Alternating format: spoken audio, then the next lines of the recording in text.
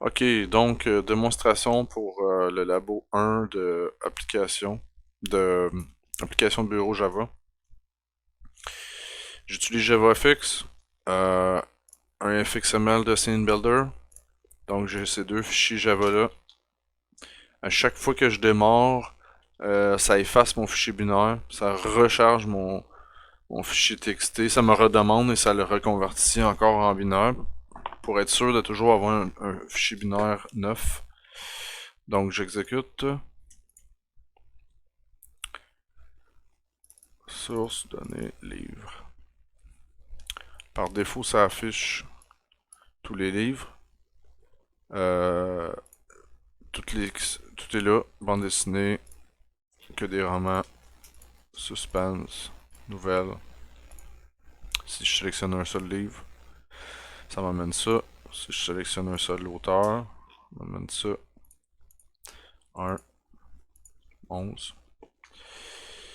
Si je veux ajouter un livre, il va y avoir des erreurs à chaque fois que c'est pas correct. Donc, on va dire 666, un titre, un auteur 6, 1900, page, 100 pages, catégorie. Oh, aussi, je veux une catégorie. On va dire spécial. On sauvegarde. C'est maintenant là à la fin. C'est ça, spécial. Il y a une nouvelle catégorie. Spécial. J'ai mis ça dans 6. Il y a spécial.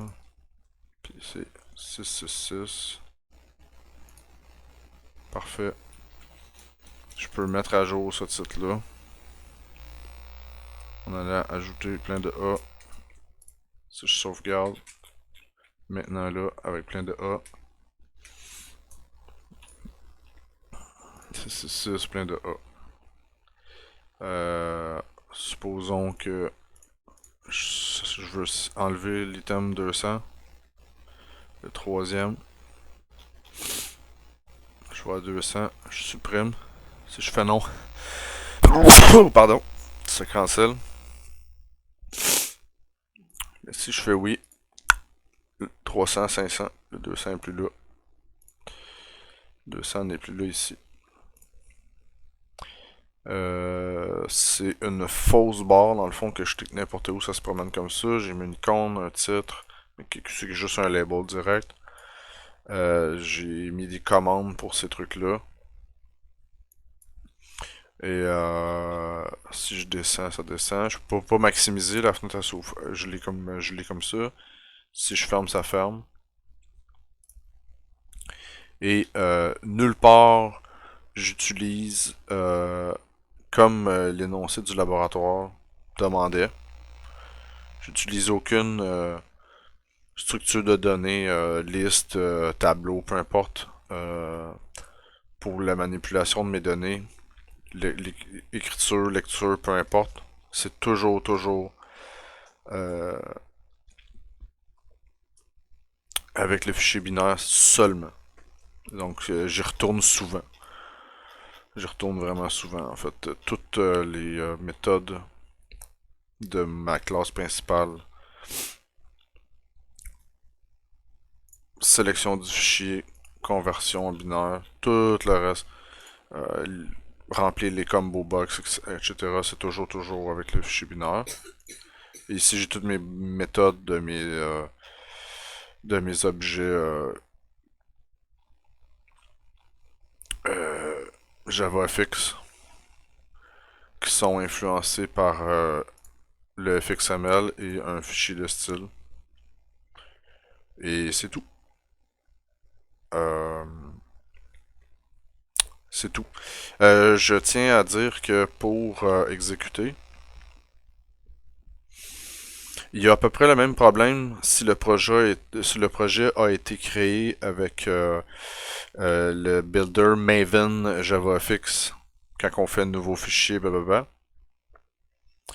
C'est même plus compliqué. Donc, je suis resté comme ça. Ou est-ce que c'est un fichier, pardon, c'est un projet comme de base, sans builder.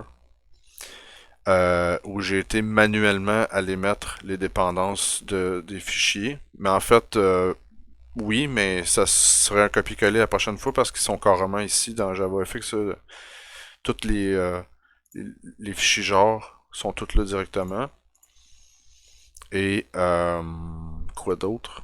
Ça me permet de manipuler mes fichiers vraiment comme que je veux et spécifier les chemins de mes fichiers exactement comme que je veux. C'est beaucoup plus simple.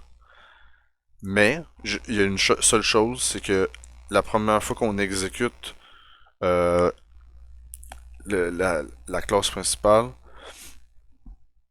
si le dossier a été déplacé, donc amené sur un autre ordi, ou si le dossier Labo 1 a été renommé, peu importe, ce, cet objet de configuration-là est recréé.